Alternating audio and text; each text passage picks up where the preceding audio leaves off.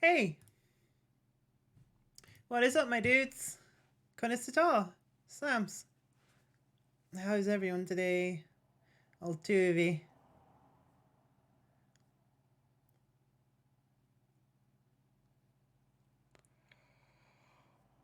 Hmm. So I tweaked my model a little bit before this stream.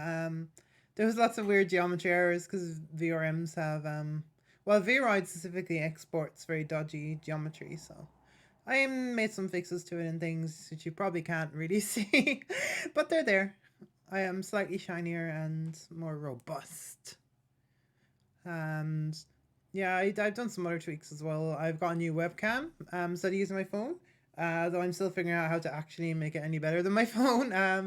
It is very handy having my phone free though to do other things with. And it means I can have a second camera. Originally, I was going to do a camera for reading this book, but I thought I'd just do a slideshow and take the pictures beforehand, and that would be easier for everyone involved. So we'll see how that goes anyway. Um, so anyone there in chat? Actually, let me turn my laptop on so I can keep an eye on things on the other end.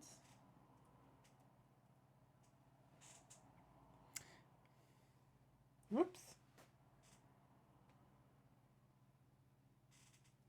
So how is everyone?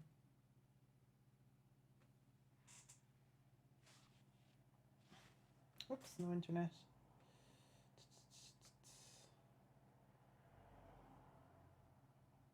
No Wi-Fi never expands. My laptop's saying weird. It's no good. Anyway. Just waiting to see if anyone gets back to me about something. Waiting to see if anyone gets back to me about something. Waiting to see if anyone gets back.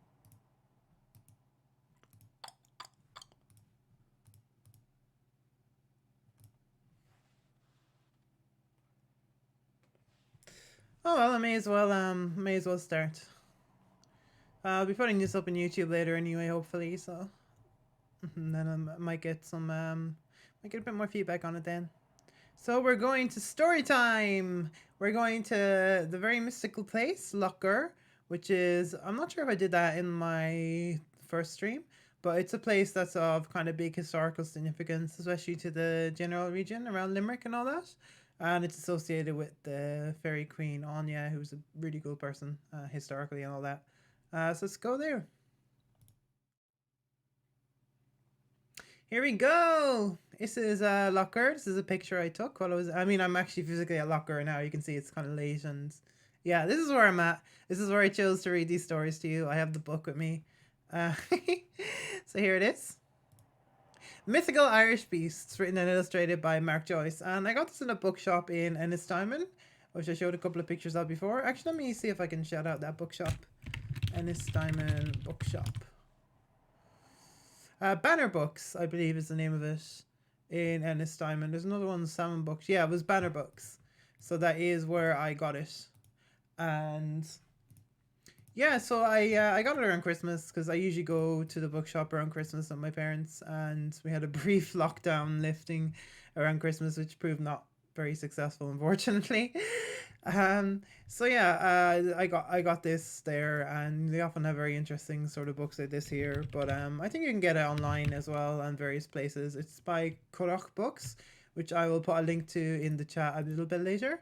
I think they retweeted me actually, which was really nice. So we're going to dive into it in a minute. Anything else I should say about this book? It's really pretty. The pictures I took are pretty scuffed, so I wouldn't use it as any standard for what the book actually looks like in your hands. Oh, thank you, Stream Elements, for telling people that I am live. Is it only just on that now? Okay. Yeah, I've been having some technical difficulties, or is it just generally a bit late? Yeah, I had to restart the stream a couple of times, and that probably put people off. I guess it's my own fault for being scuffed as heck as usual. So we're going to. I've got the book in front of me, as well as the virtual book. So we're going to take a look at it anyway. So here we go. We're going to open the book.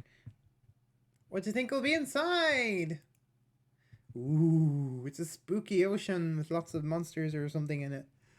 So yeah, this one did not translate very well to being photographed. It's actually quite faint on the paper because it's sort of like the inside. But yeah, it gives it a nice atmosphere when I mess with the lighting like this, I think. Um, so onto the proper pages now. Mythical Irish beasts. They're beasts, they're Irish, and they probably don't exist. Or do they? I'm here. I'm a puka. So we're going to the next page now. I'm not sure what that is, but it's an interesting looking thing. For my parents, Kevin and Margaret Joyce, who taught me to dream with my eyes open so I could see my dreams come true. Nice. Buggers. Here's the preface, the preface, the face that comes before the face later.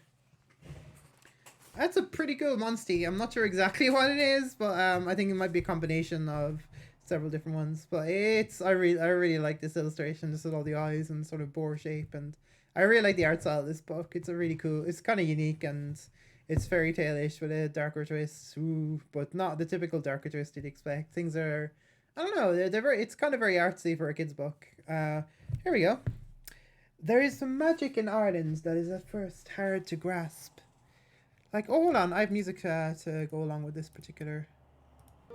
There we go. Hopefully my levels are okay. There we go. Now that's nice ambience for my. Let's see if I can turn it down on my speakers so it does not feed back into the mic. Here we go. There is a magic in Ireland that is at first hard to grasp. Like most things of quality, it takes time to fully appreciate it. On the surface, its beauty is obvious. The little lakes full of salmon and trout scattered like sapphires and diamonds across the landscape. The hidden valleys and mysterious glens. Quiet peninsulas and out-of-the-way inlets are captivating. The way the rivers flow from the mountains, winding their way across the landscape to the sea. But this is only the surface view of an old land that is full of mystery and magic. When St. Patrick came to Ireland as a young slave from Wales, he arrived to an ancient pagan landscape full of the legends of cattle raids and fantastic stories of heroes and their feats of courage and strength. Popular as well were myths surrounding sea serpents or ulfists and magic cows with unending supplies of milk. That's like ultimate mommy milky. Thankfully, many of these old legends are recorded in early medieval manuscripts, like the Akalam na Senor, which translates as Tales of the Elders, which dates back to the 12th century and is the longest surviving work of original medieval Irish literature. In Ireland, we were also lucky to have treasure books full of ancient folklores and tales written by such illustrious people as William... Oh my god. Sorry, fuck off. Written... I told my parents I was doing this too. In Ireland, we are also lucky to have treasure books full of ancient folklore and tales written by such illustrious people as William Wilde, Oscar's father, and W.B. Yeats, to name just a few. These writers follow in the tradition of Akalam na Senor, telling of Irish monsters that crawl into the deep, giants and beasts, and quirky creatures like the immortal crane of Inishkay Island and the white trout of Cong. They were adding to ancient stories from the Book of Ballymote and others dating back to the Middle Ages. These medieval books contain the familiar Irish stories of Cuchulainn, the Children of Lur, and Tiernan Og.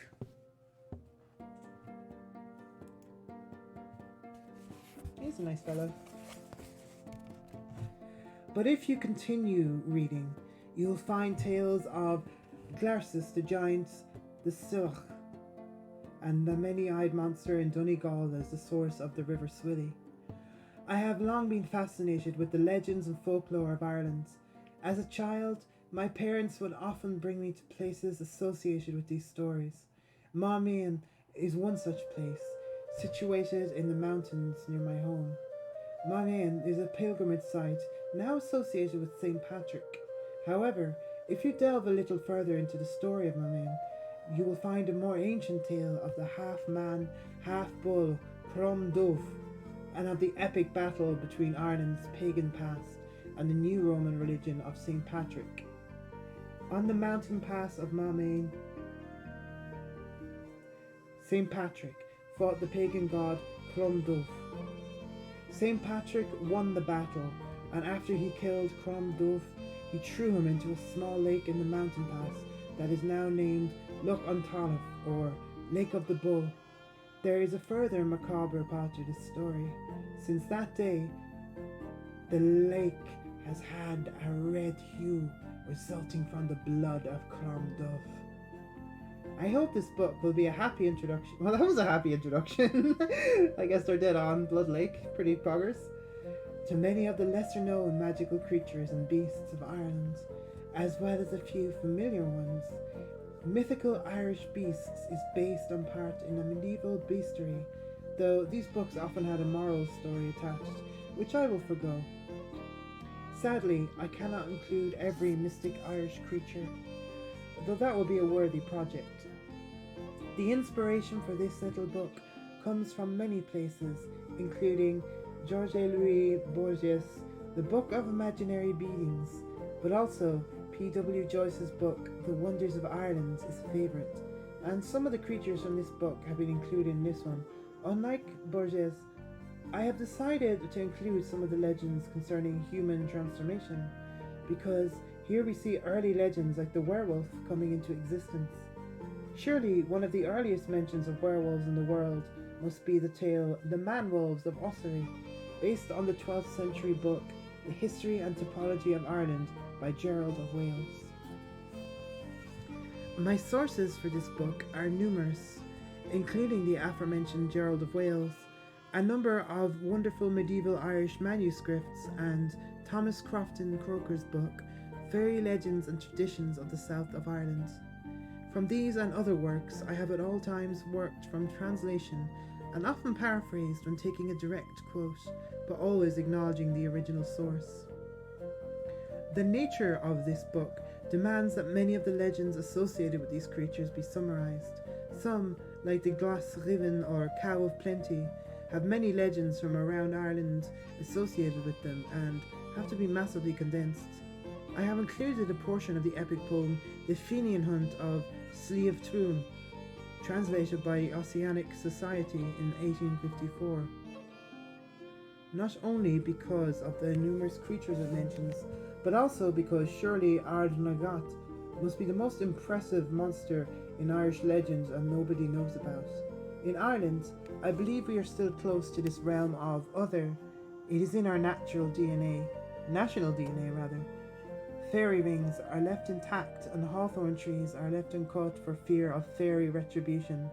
This other realm is also in our native place names, like Brucey or Fairy House in County Meath, Aberanville, the Great Beast in County Galway, or Paul Pisty or Pool of the Monstrous Reptile in Wexford. Regarding the illustrations of these mystical Irish beasts, I have tried to give them a more contemporary feel, while acknowledging that no image can be complete without a dark room and a malevolent scratching at the door. Mark Joyce. Good on you, Mark. It's got the index here, which I did not take a picture of. Just going to adjust my webcam a little bit because I'm getting some weird... There we go, it's a bit better. On to the first monstie. Let's see, check it on chat. Doop-a-doop-a-doo.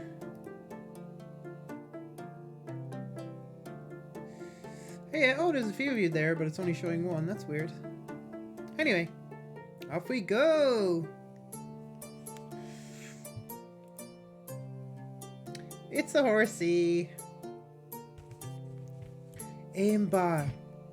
Éambar of the Flowing Mane was the name of a magical horse belonging to Manannán mac Lir, Ireland's sea god. This horse could traverse both land and sea. In Irish mythology... Oops. Sorry, I need to adjust my... PC face is a bit too much over. There we go, that's better. This horse could traverse both land and sea. In Irish mythology, Manannán travelled over the waves, most often in a chariot, but sometimes on horseback. The meaning of this name can be explained as one mane, with Éan meaning one and Ban meaning hair, Bar meaning hair, tip or horse's mane. Another horse with similar powers comes from the legendary story of Oisin and Niamh in Tír na nÓg, Land of Youth. Oisin falls in love with the Princess Niamh from the Land of Youth, and she invites him to travel with her over the sea on a magical horse. There was a wide, long, smooth garment covering the white steed horse, a carved saddle of red gold, and she had a bridle with a mouthbit of gold in her right hand. There were 4 shapely shoes under him, of the yellow gold of most clear brightness, a wreath of silver at the back of his head, and there was not in the world a steed which was better. Oisin in the Land of Youth, Michael Colmeen, 1750. Vintage. Ooh, we got something exciting here, look. It's mermaids! The Marrow. The Marrow is the Irish name for a mermaid or merman, though another popular term is the Machdan Vara, which translates as sea maiden. The Irish Marrow is human-shaped from the waist up, with a fish-like tail from the waist down. She is often seen with a comb, like the banshee. The Marrow wears a special cap called a Coghalín Drich. This gives her the power to dive and swim in the ocean. According to legend, if a Marrow loses her Coghalín Drich, she also loses the ability to swim beneath the waves. Coghalín Drich literally translates as little magic hood. There are reported sightings of mermaids from all around the coast of Ireland, including mention of a mermaid in the freshwater Loch Oil in Westmeath.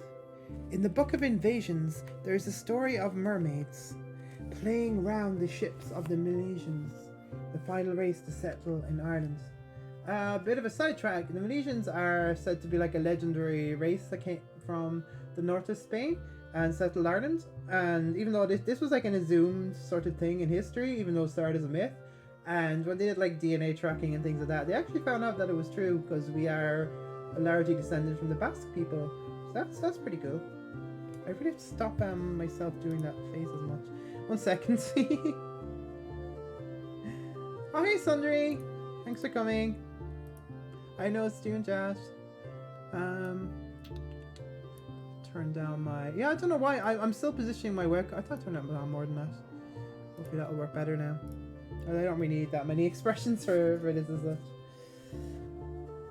Yeah. There is also a variant to the etymology of Portláriga in County Waterford that involves Marrows. In the Dinshenachas, in the Dinshenachas it gives an explanation here, I just noticed. There's 2 explanations here actually. First off, the Book of Invasions, or Leber Gawala Éireann, is a collection of poems and prose dating back to the 11th century that details the history of Ireland from creation to the Middle Ages. And number 2, the I don't actually know how to pronounce all these things. This is sort of my first time going through everything. Oops, his face thing is still active. The Dinshenachas translates as the lore of places, and from it we get a greater understanding of place names as well as legends and traditions. It is comprised of poems and tales. These date from the 11th to the 15th century. Another interesting thing about place names is that a lot of places in Europe, and maybe Ireland too, have etymology that potentially goes to a pre-Indo-European language, which they think may come from the Basque language, and the sort of pre-Celtic Irish language was likely related to Basque as well, even though Basque is now a language isolate. Sorry, I nerd out for linguistics sometimes. Okay, so in the Dinshenachas, one story explains how mermaids killed a man named Roth. According to this legend, the mermaids dismembered Roth, leaving only his thigh bone, which washed ashore, and this is how Port Lariga, or Port of the Thigh, got its name. That's pretty gruesome. Wow, I like that. It reminds me of Night Docs, one of the YouTubers I follow, because I'm into spooky YouTube, did a really interesting documentary about the mystery of washed up feet, which I 100% recommend. I'm going to post in chat actually because it's that good. Mystery of the washed up feet. Yeah, it's something that occurs a lot. We have like mysterious washed up body parts that no one can actually explain. This was a really interesting instance of it, so there we go. Bookmark that for later. Keep watching for now because I have more wholesome spooky stories. So we're moving away from the mermaid that's only a mermaid when it has a swim cap on, which is not super impressive, but you know, these myths can vary from place to place and time to time. Dover Khu, the king of otters. I think Khu is actually hound or wolf, so Dover is like water. So it's like a water dog, even though they're mustelid, so they're not necessarily super related to, although they're part of the same sort of super family as like seals and dogs and stuff, so caniform, so yeah, kind of. Sorry, I also have a bit of a nerd on for evolutionary trees. It's very similar to linguistics, memes and genes and all that. The Dover Khu is the father of all the otters in Ireland. The otters. I love saying otters like that. And is considered king of the lakes. The meaning of Dover Khu could be explained as water hound. The modern Irish word for water is ishka, although Dover is an old and rarely used Irish word that has Celtic references to water. Khu is hound in Irish. Like as in Cú Chulainn. He's named after a hound. It should be noted that the Dover Khu is the modern Irish word for otter. So that's an interesting etymological thing that the old word is still in the modern word for otter, and you find a lot of things are named after sort of archaic usages of other things. So it seems like something different, but it's not. The Dover Khu is fearsome, with a snout so powerful it can break through rock. He kills both people and animals and drinks their blood. There is a headstone found in Conwell Cemetery in Glenade, County Leitrim, that depicts the Dover Khu. The headstone belongs to Grania Ní Connolly. It is claimed that she was killed by the Dover Khu in 1772.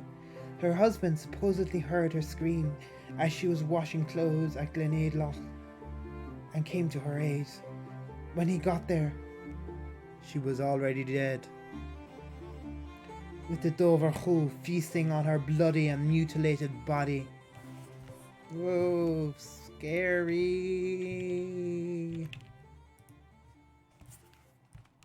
The man killed the Dover Khu, stabbing it in the heart. As it died, it made a whistling noise, and its mates arose from the loch. The man chased the beast, and after a long and bloody battle, the mate was also killed. In 1684, Irish historian Roderick O'Flaherty wrote of an encounter with an Irish crocodile, which we can presume to be the Dover Khu. He wrote, "The man was on the shore of Loch Mask when he saw the head of a beast swimming in the water. He thought it was an otter. The creature seemed to look at him. It then swam underwater where it reached land. It grabbed the man by his elbow and dragged him into the lake. The man took his knife from his pocket and stabbed it, which scared the animal away." That's kind of interesting. So maybe like this otter myth, it was actually a crocodile that wandered to Ireland and maybe meshed with sightings of a particularly large like river rodent or something. We have recently gotten sort of as an invasive species, I think, river rats, or I can't remember exactly what they call. They're like slightly smaller capybaras. They're pretty big boys. Let me see if I fix this. Anyway, that was the Dover Khu. Yeah, this guy is like, I love otters. They're like one of my favorite animals, and so it's really concerning that like this guy is super duper spoopy. But I kind of knew this already. I heard about it. Yeah, I would love to pet an otter, but I'd be really scared after reading that. Oh, here we go. This is one of my favorite illustrations. Let's go. Silach. Suil in Irish is the word for eye. The River Swilly in Donegal gets its name from a multi-eyed monster that lived in a pool, which is the source of the river at Mina Roy. The monster had 200 eyes on either side of its head, and hence was called a Sfilach, or full of eyes, from the Irish word for eye, Sul. Saint Columba of Columcille, 521 to 597, who was from Donegal, was thought to have chased the creature back to his lair at the source of the river. There was a great fight, and the saint cut the monster in two with his sword. The creature's tail wrapped itself around Columcille's body and started to squeeze, while its head crept forward with its toothy mouth, ready to bite. Just when all hope seemed lost, Columcille freed himself and pierced the monster's head, killing it. Columcille is also connected to a sighting of the Loch Ness Monster, which also appears later in this book. That's interesting because Loch Ness Monster is associated with Scotland, and this book doesn't even have the Catsi, the Catsit. It's pronounced and spelled different ways. But that's often associated with Ireland, but it's actually much more. It does appear in Irish myths, but it's more associated with Scottish.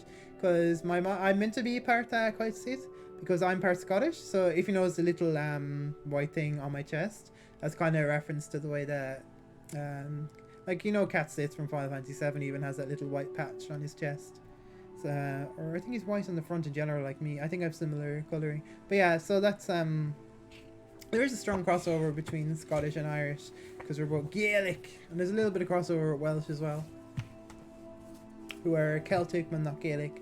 But none of us are like full Celtic in that we have that much Celtic blood. It's confusing. Linguistics and culture and actual sort of blood heritage don't always overlap. It's a bit like in people speaking Arabic in North Africa, even though they don't necessarily have a huge Arabic population. Or admixture, whatever you want to call it. Anyway, so now we're on to werewolves. The Man Wolves of Ossory. There's a really cool movie actually, which I think is based on this, called Wolfwalkers. I really recommend it. It's by Cartoon Saloon. They're the ones that did the, I think it wasn't called The Book of Kells, The Secret of Kells. And they did The Breadwinner and Song of the Sea. Song of the Sea is probably my favorite because it has selkies and I love seals. Like, the Man Wolves of Ossory. In the 12th century, Gerald of Wales wrote a history and topography of Ireland. This book was an account of his journeys around Ireland, the landscapes, the flora and fauna, as well as fantastic stories of strange creatures and malevolent beasts. This is one legend set in Ossory, in County Kilkenny. A priest was travelling in the countryside when two wolves approached him and began to speak. One wolf said, "Do not fear me," and went on to explain that both he and his fellow wolf had been cursed by the abbot Natalis, and that the curse compelled both the man and the woman to be exiled not only from their own land, but also from their bodies, and so they took the form of wolves. The wolf also explained that if he and his companions survived as wolves for 7 years, 2 others would have to take their place. The wolf now beseeched the priest to give his companion solace, as she was gravely ill. The priest duly granted her the Christian last rites. An account of this story was documented by the bishop and abbots of the time at a synod. A synod is like basically Bishop Con, where they all get together to talk about things and sometimes set new standards and these documents, as well as the priest's confession, were sealed with the seals of the bishops and abbots present and sent to the Pope in Rome. There is a follow-up story to this story, recorded for the Irish Archaeological Society by John O'Donovan in 1842, that says, "The descendants of the wolves are in Ossory. They have a wonderful property. They can transform themselves into wolves and go forth in the form of wolves, and if they happen to be killed with flesh in their mouths, it is in the same condition that the bodies out of which they have come are found, and they command their families not to remove their bodies, because if they were moved, they could never come into them again." I think that's more like the version in that cartoon movie I was talking about, Wolfwalkers. It's almost got some overlap with the concept of spirit walkers in Native American First Nations peoples.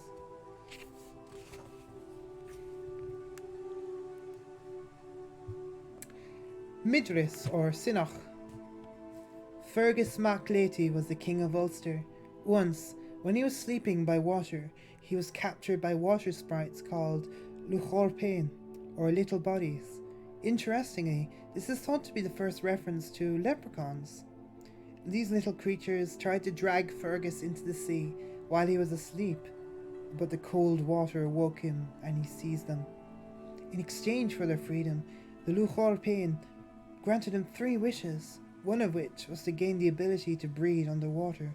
However, there was a stipulation that Fergus would not be allowed to use his gift in Loch Ludreg. Loch Ludrege?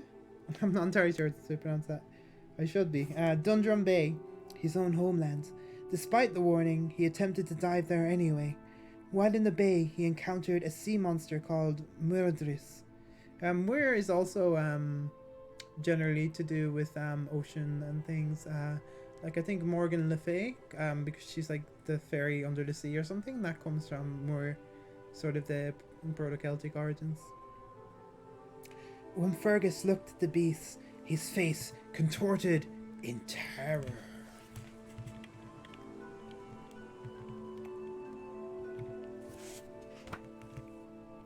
This disfigurement should have disqualified him from his kingship, but the Ulstermen did not want to dispose him, so they banned mirrors from his presence, so he would never learn of his deformity.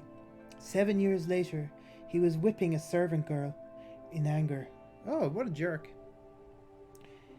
In anger, she revealed the truth of his disfigurement to him. Fergus returned to Loch Ludrega in the... I know that sort of phenome or whatever you call it. I don't know what his words give you so much trouble. In search of the sea monster, and after a 2-day battle, he killed it, before he himself died of exhaustion. For a whole month afterward, the lake remained red with the blood of the monster. There you go, second bloody lake. Gonna have to put up a counter. Go to like have an LCL filled world sooner or later.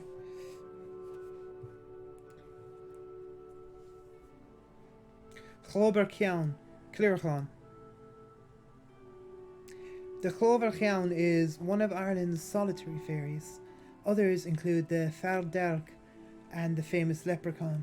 Nicholas O'Kearney, a famous 19th century folklorist, described the Clercon as a jolly red-faced drunken little fellow and was ever found in the cellars of the rich, Bacchus-like.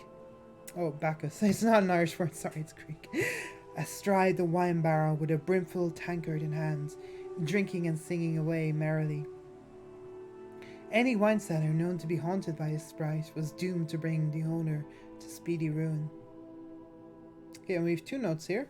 Number 1, the Irish poet W.B. Yeats divided Irish fairies into 2 classes: trooping fairies, who often appeared in groups or parties, and solitary fairies, who appeared on their own. The folklorist Catherine Mary Briggs noted that a possible 3rd class of domesticated fairies could be added. so I'd be like house spirits and things. Fées Tithe Chloina in 1855. That's what the story about bringing the owner to ruin comes from.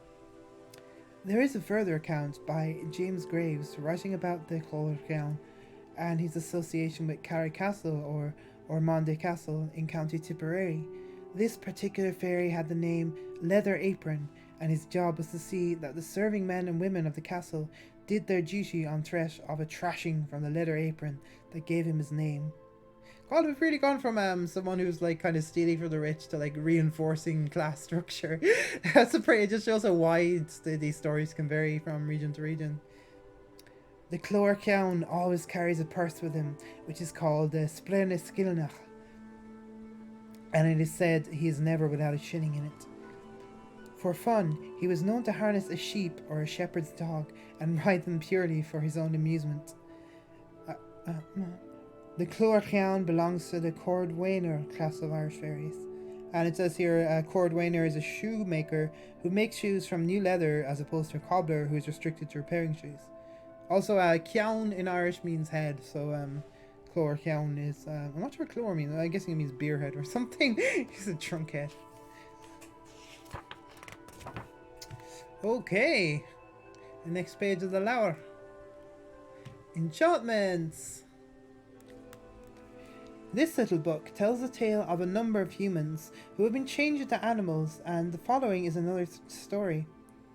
The king of Drelun's daughter had a violent hatred for Fachlin Monshilloch, daughter of the king's former wife. She brought the girl to bathe in Ias Biovin, a waterhole close to the king's palace, and there she was enchanted. The following were the bonds under which she enchanted her: to remain 1 year a cat, another a swan, and the third a venomous otter. But she could assume her own shape one day in each year. Again, you've this crossover between otters and reptiles. It's very odd. It should be noted that possibly the most unusual enchantment was a Fenian man who became a female every alternate year. Poggers! Based, that is based. Canon gender fluid winner in Irish mythology here.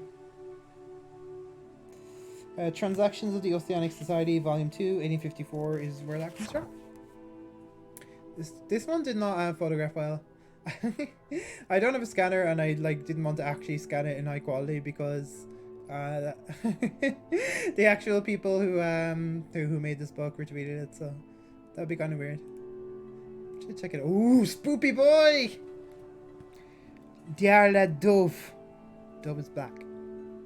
Fionn Machuil is the ultimate Irish hero, and his quests are legendary. Fionn always appears on foot, and does not have a favourite horse or a chariot, like the other Irish hero, Clercon. Fionn has battled with many exotic entities, but the most ominous is Diarla Dove, or Dark Sheen. This malignant opponent could be described as an evil-minded cloud of death. Whosoever met him while fasting in the morning will be certain of meeting with nothing but ill luck the rest of that day. Another demon of the air is the Diaven Air. Oh, it's literally demon air. Who taunts the children of Lair. According to P.W. Joyce, the Bocanachs, male goblins, and Bananochs, females, were often in the company of the Diaven Air.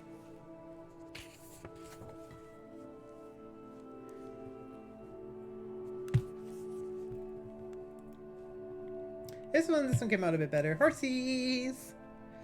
Yeah, maybe we should go to horse later to celebrate. Although I have nobody else likes that gimmick aside from me, I'm assuming. Lia Mocha and Dove Saintland. Black Shanglan, the magic horses of Cuchulainn. Lia Mocha, or Grey of Mocha, and Dove Saintland, Black of Shanglan, are the two chariot horses of the Irish hero Cuchulainn. Lia Mocha came from Imain Mocha, Navan Fort, and magically rose from a lake before being tamed by Cuchulainn. Ireland quaked from the centre to the sea. They reeled together, steed and hero, to the plains of Morthemni. Make the circuit of Ireland, Lia Mocha, and I shall be on the neck of thee, cried Cuchulainn. The horse went in reeling circles around Ireland.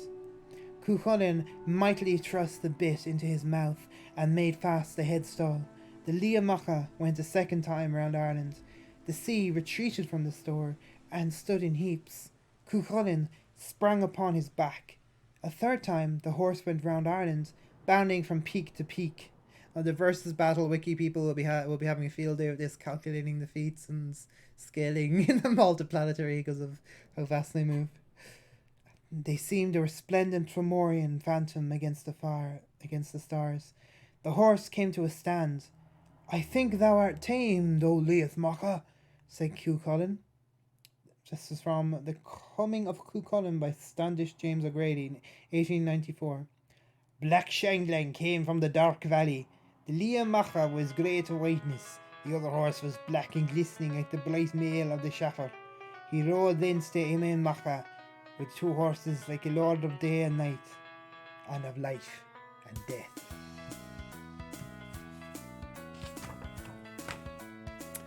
How long have I been streaming for? My throat is getting really... I need to take a sippy. It is water time, my dude. It's time to get hydrated with some Mishka. Very good.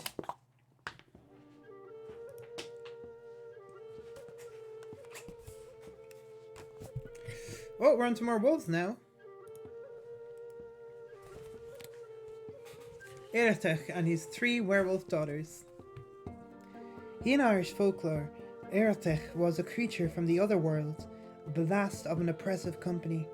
He lived with his 3 beautiful daughters in Cave Clercon, today Rathcrogan complex in County Roscommon, which presumably had an opening into the other world. This is a fun fact, like I said about Kochi earlier, and you have like the Latin she and things like this here.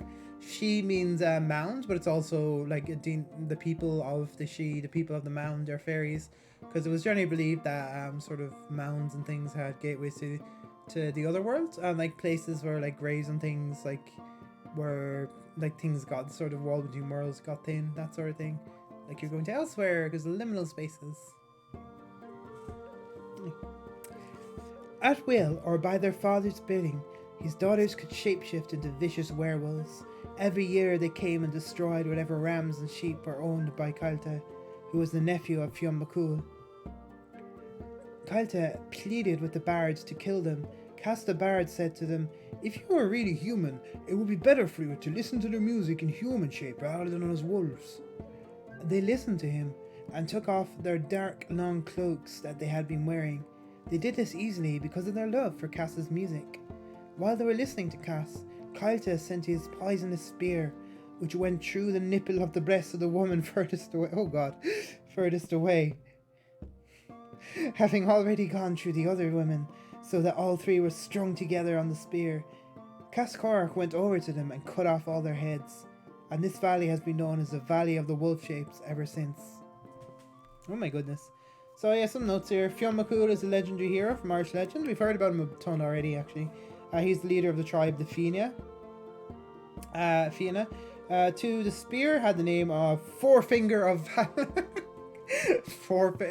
naming a spear after "My finger glows with an awesome power."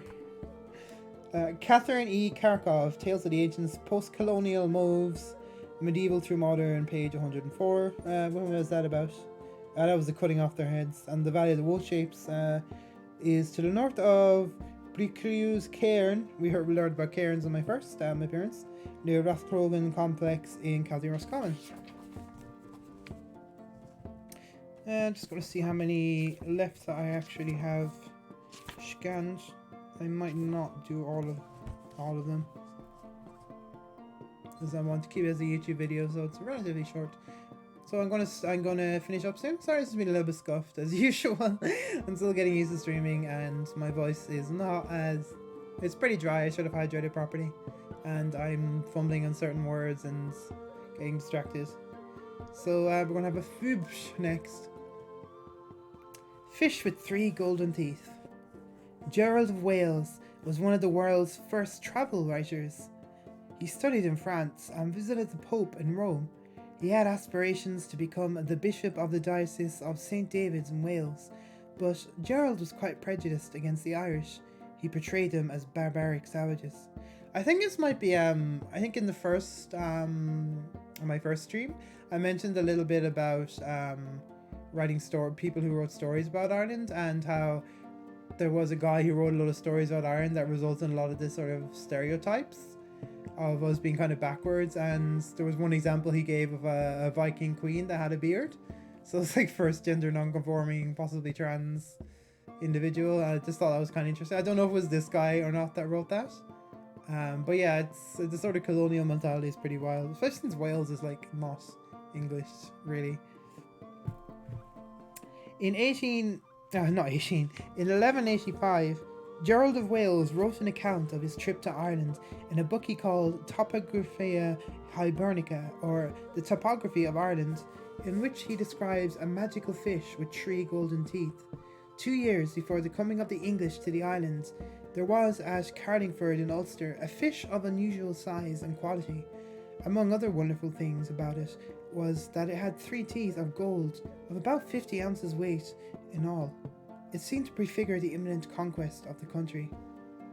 Carlingford is a large sea inlet in Northern Ireland.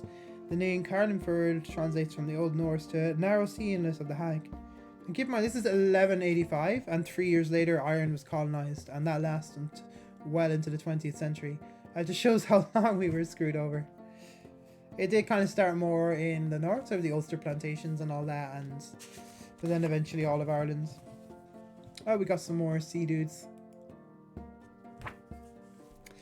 So let me check what's next. Actually, I'm gonna wrap it up with this one. I've got no, I'm not halfway through the book, but I want to keep us under an hour. Al Pluachra. There are not many descriptions as to their visage,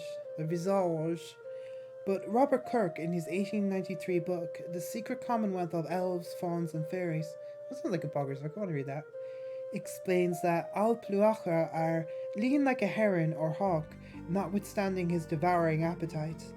One story tells of the Al Pluachra, or giant eater. The story goes that there was once a wealthy farmer from Connacht who fell asleep beside a stream, and when he woke, he had a pain in his belly. His sickness got worse and worse, and he started to lose weight, no matter how much he ate.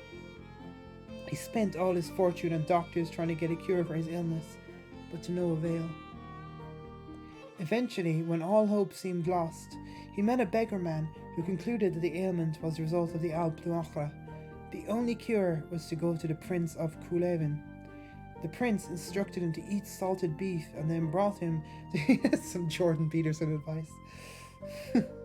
And then brought him to the brink of the stream, where he told him to lie down on his stomach over the stream, hold his face over the water, and open his mouth as wide as he could.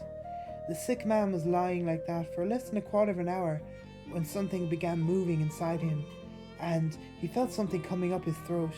The prince said in a whisper, "Now the thirst's coming on them. The salt that was in the beef is working them, and now they'll come out." "There's a dozen of them now," said the prince. Eventually, with much pain, the mother of the little beast came out to join her brood in the water. With this and a good meal, the man was cured. This story was taken from Douglas Hyde's 1890 book, Beside the Fire. Wow, that's a really interesting one, because that sounds like it's some kind of parasite or tapeworm that got like slightly exaggerated. It's got a bit of an alien thing going on almost, or yeah, that really creepy episode of that meat. What was it called again? The Quentin reviews the thing up. Yeah, that it also looks a bit like a lamprey or something, or maybe someone ate a fish in it. Yeah, see, because you can get parasites from eating fish and things raw, so it could be related to that. So that's pretty interesting. Yeah, a lot of these are pretty gruesome. They're not pretty very. Yeah, look at those fuckers. They're gonna eat your insides, man. It's like the horrible mutation offspring of like a lamprey and the tapeworm or something. It could be like a whole parasite that died out because it was just too fucking scary for people to risk it, so they didn't have any more people to latch on. Like, fuck no, I'm not eating fish from this lake. Yeah, what it would be like to be one of them? It's like, that'd be a really weird idea for a simulator, like an Al Pluachra simulator, just like a bloody parasite going around eating people and getting puked out because someone ate too much salty beef. I don't know, that just... I need to...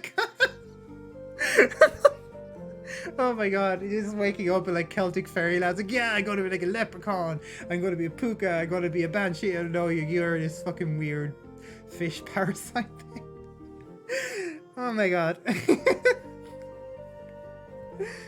Oh, okay, sorry, my tracking is really... There we go, is that a bit better? Yeah, I still have to figure out how to use this webcam. Anyway, I'm going to wind up now. So everyone, please, if anyone's left in the chat, aside from Tulip, please come to Tulip's chat later. I shall be guesting along because I am a big spider otaku, and it goes with my general spoopy, misunderstood creature vibe as well. So, becoming a blob mod. Well, there's the slime isekai. The last isekai was villainess isekai. I kind of want to watch the spider one, but I hear that it's not amazing for spider lovers, that she's constantly complaining about being a spider. There is another spider isekai, but it's only a light novel. I forget the name of it, but yeah, it looked really good. She's kind of still a villain in it, but she like basically does what Tulip was doing in her stream a while ago, raises an army of children to take over the world using like her meta knowledge and stuff. Yeah, it's insufficiently pro spider. Are you reading? Oh, Her Majesty's Swarm. Yeah. Were you the one that posted about that, actually? It was either you or one of the other spidery people I follow. Probably was. Sorry for telling you things you already know. That is not very poggers of me. I need to stop saying poggers ironically all the time. It's funny when you do it once or twice. I'm just really bad social anxiety. Anyway, I'm going to I'm going to get I have some stuff out to eat. I have not. I'll probably watch the Spider as a guy. I think she like, comes to terms with it and has cool spider abilities later on. I have some stuff that I want to get ready for my collab with Tulip later, so I need to eat. I am also aggressively pro spider Tulip. That is why I was drawn to you and the other spider VTubers. Pro spider and narco spiders. Oh, sorry, arachno. Yeah, just take any like political leaning and replace a narco with arachno, and that's your gender or elite. Sorry. I'm really giddy today. I need to eat. I'm hungry. I probably have meds and estrogen to take as well. So thank you so much for coming, Tulip and Sundry and the other people who were lurking. So I'll be posting this up to YouTube soon, right after I do my intro, which I'm going to recreate with my slightly fixed model that no longer has arms clipping through the... See, I didn't want to have them like this at first because it looks a bit weird, but I guess it's better than clipping through the skirt. But I do like it looking like I have pockets too, so... Anyway, so see you all at Tulip's stream later, and yeah, so I'm going to post a link to this book as well in the chat. So I really recommend it. It's very beautifully illustrated, and I don't know whether you can order it internationally or not, or get an ebook, but yeah, I'll post a couple of links because one of them might have an international option. So I will be reading more of this. I want to try and get to the Puka entry at least. Yeah, I don't think there's a digital copy yet. But yeah, if there was, I would totally promote the heck out of that for sure. So take a look at this. And yeah, check out Tulip's stream later if you are not Tulip. Or if you are Tulip, hey, you have a stream later. Let's go! So, chill time. This is my wind down room. So, I love you all very much. And see you soon. And who will I raid? Let me see. Could raid Munitex again. Uncharted 4. Yancha is doing just chatting. Memory Rue. Alice Sawyer is doing just chatting. Xanadu is streaming. I might raid Yancha. Yeah, Tulip, if you don't know Yancha already, actually both Yancha and Xanadu are very cool people, and I think they would find you quite cool, because we were talking about VTubers who do skits the other day. So, let's see.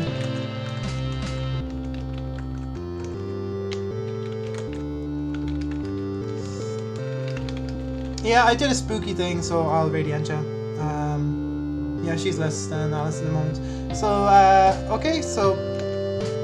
Oh my god, yeah, we have to have a raid thing that's like after that stupid fucking fish again. Where was it? Al Pluach. I don't even know how to work that into a raid. Okay, just fish raid, I don't know. Let's go!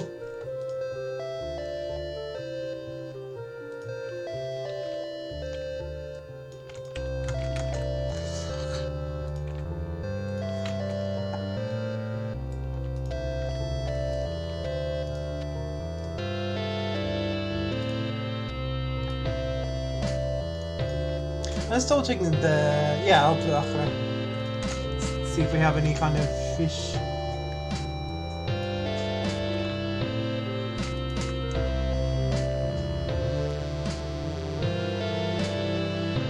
Oh yeah, no.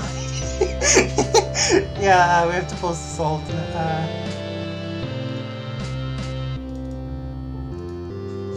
There we go.